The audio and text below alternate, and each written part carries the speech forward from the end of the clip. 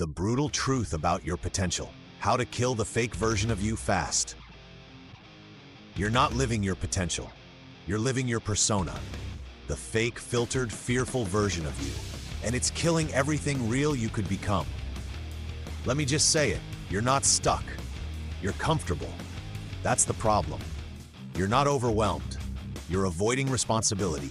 And you're not waiting for the right time. You're scared. Scared of being seen. Scared of failing. Scared of actually trying and realizing how much time you've wasted already. But here's the slap-in-the-face truth. No one's coming to fix that for you. Not your therapist, not your parents, not the next book, podcast, or dopamine-filled YouTube video.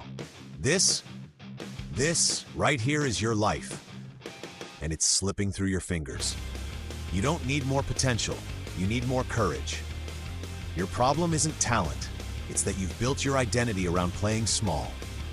You've convinced yourself that being chill is some sort of virtue, that not caring too much is a flex, that staying quiet, not risking embarrassment, and fitting in makes you smart. No, it makes you forgettable. You're addicted to the fake version of yourself, the one that posts like they have it together, but secretly hates the mirror. The one that says, "I've got a plan," but hasn't executed anything real in years. The one that talks about potential, but won't even hold a promise to themselves for 7 straight days. You know who I'm talking about. That soft, fragile version of you that begs to be liked. The one that says, "Don't try too hard, people might notice." That's the version that's killing your potential, every damn day.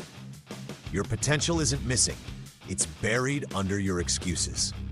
Stop saying you're burned out, you're distracted, you're undisciplined. You're pouring hours into things that numb your mind and starve your soul. Netflix, TikTok, casual scrolling, half-assed projects, all distractions to avoid the one thing you actually need to do, confront who you really are. Because if you did, you'd have to admit you've been the one in your own way this whole time. So here's the uncomfortable but powerful shift.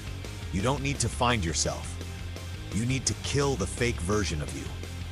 The one you created to survive, to fit in, to avoid pain. That version, it helped you cope, but now it's holding you hostage.